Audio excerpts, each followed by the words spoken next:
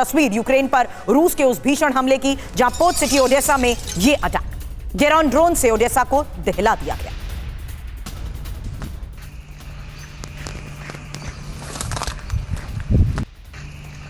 Odesa के port पर धमाके की एक और तस्वीर। रूस ने गेरॉन ड्रोन से यह हमला किया है। इसी रूसी हमले से शहर में मची तबाही।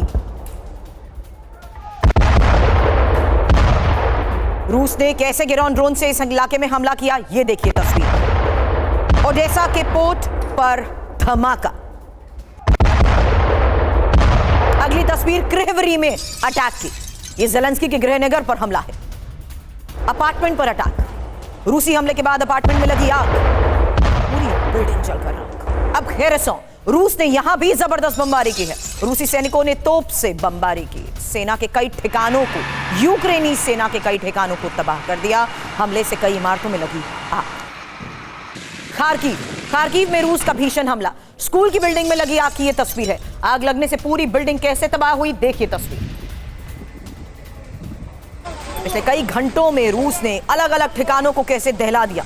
इंफॉर्मेशन, क्योंकि ये यूक्रेन पर अब तक का सबसे बड़ा हमला है। रूस ने यूक्रेन के 8 इलाकों को बारूद से कैसे दहलाया, तस्वीर आपने देखी। फिलहाल खबर यह है कि रूसी फौज ने यूक्रेन पर 138 ड्रोन से प्रहार किया है। यूक्रेन का दावा यह है कि उसने रूस के 110 ड्रोन को नष्ट कर दिया। 21 ड्रोन अलग अलग 11 जगह पर गिरे हैं जिनमें धमाका हुआ।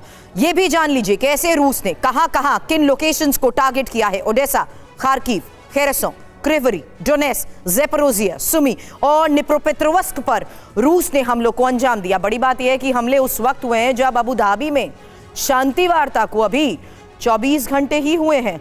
तो एक तरफ ट्रंप उम्मीद जता रहे हैं शांति वार्ता के जरिए रूस यूक्रेन युद्ध रुक जाएगा, लेकिन जितने विध्वंसक हमले रूस लगातार यूक्रेन पर कर रहा है उसे संकेत तो यही मिल रहा है कि ट्रंप का प्लान फेल हो सकता है।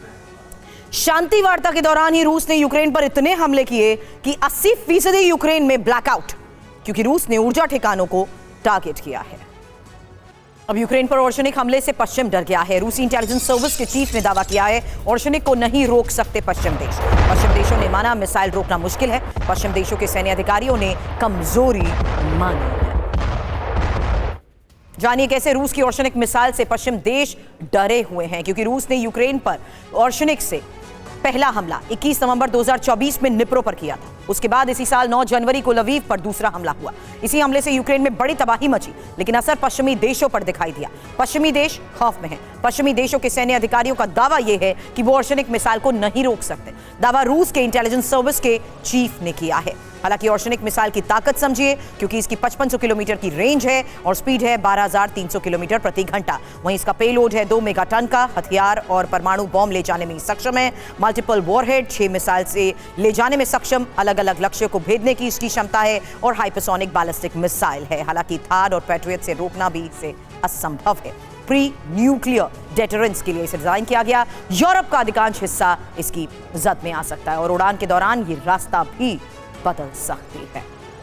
पोक्रोवस्क पर कब्जे की तैयारी में है रूस। बड़ी खबर बता दें, रूस ने पोक्रोवस्क की घेरेबंदी की है। चारों तरफ से हमले की रणनीति को लेकर आज खबर है। यूक्रेनी सेना प्रमुख ओलेक्जेंडर सुरुस्की ने दावा किया है कि थोड़ी थोड़ी बढ़त हासिल रूस कर रहा है।